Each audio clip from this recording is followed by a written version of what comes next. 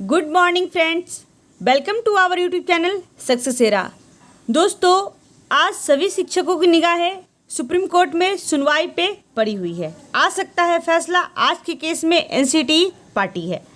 जी हाँ दोस्तों, यूपी के जो 69,000 शिक्षकों की जो सहायक शिक्षकों की भर्ती प्रक्रिया थी, उसका मामला अभी सुप्रीम कोर्ट में चल रहा है। यह निर्देश जो न्यायमूर्ति यूयू ललित की अध्यक्षता वाली 3 सदस्यीय पीठ ने दिया था। इससे पहले याचिका पर बहस करते हुए बीटीसी अभ्यर्थियों के वकील पीएस पटवालिया ने कहा कि सहायक शिक्षक भर्ती में बीएड की योग्यता मापदंड में शामिल करने से उनके हित प्रभावित हो रहे हैं। यह मुद्दा यह है कि प्राथमिक स्तर पर बीएड कैसे योग्यता मानदंड हो सकता है।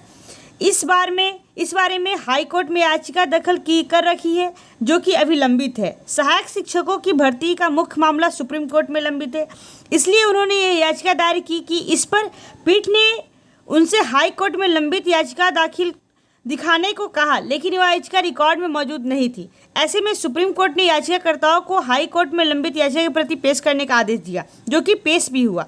उसके बाद क्या रिपोर्ट आया सो मैं बता रही हूँ। एनसीटी ने 28 जून 2018 को प्राथमिक स्कूलों में सहायक शिक्षकों की भर्ती में बीएड को योग्यता मापदंड शामिल करने की अधिसूचना निकाली थी, लेकिन इसमें शर्त रखी थी कि नियुक्ति के 2 साल के भीतर इन लोगों को ब्रिज कोर्स करना होगा। इसी बीच दिसंबर 2018 में उत्तर प्रदेश सरकार ने 69,000 शिक्षकों की भर्ती विज्ञापन निकाला। इसके बाद 24 जनवरी 2019 को उत्तर प्रदेश ने अपने रूल के 1981 में 23वां संशोधन करके एनसीटी की अधिसूचना के आधार पर बीएड को सहायक शिक्षक की प्रशिक्षण योग्यता में शामिल कर लिया। उसके बाद ये चीज़ पहुंच गया सुप्रीम कोर्ट में, क्योंकि बीटीसी ने कहा, बीटीसी अभ्यर्थियों ने एक पक्ष रखा कि अगर हम ट्रेंड शिक्षक है तो बीएड को अनट्रेंड मानकर 1 to 5 में कैसे लिया जाए। यही मामला हमारे बिहार में अटका हुआ है डीएलएड की प्राथमिकता को लेकर के। तो जो शिक्षक 1 to 5 में जाएंगे, या फिर वो बीटीसी वाले होंगे या फिर बीएड वाले होंगे। अगर बीटीसी वाले होते हैं तो उन्हें कोई कोर्स नहीं करना पड़ेगा, लेकिन अगर वो बीएड है, उनका कहना है कि सहायक शिक्षक भर्ती में बीएड योग्य माने नहीं जाएंगे, क्योंकि उन्हें 6 महीने का ब्रिज कोर्स नहीं किया है।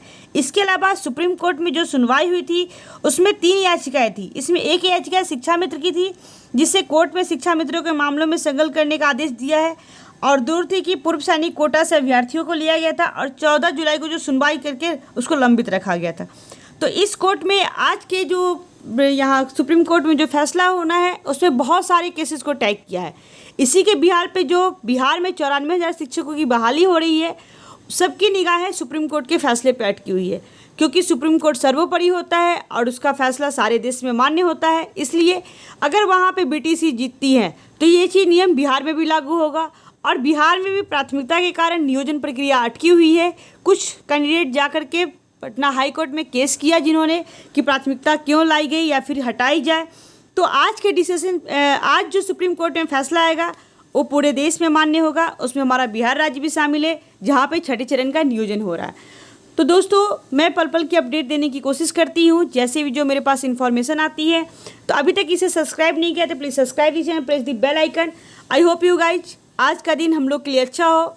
जो भी डिसीजन आता है वो बीएड के पक्ष में आए या बीटीसी के पक्ष में आए, लेकिन उसके बिहार में नियोजन प्रक्रिया अच्छे से सुचारू रूप से चालू हो सकती है, क्योंकि कोर्ट में उसका हवाला दिया जा सकता है, जो कोर्ट में हमारी सुनवाई 4 और 7 सितंबर को होनी है। तो thanks for watching this video. Thank you दोस्तों। जैसे ही इसकी सुनवाई शुरू होगी और कुछ अपडेट आएगी तो मैं सबसे पहले आपके लिए लेकर आऊँगी। Thank you.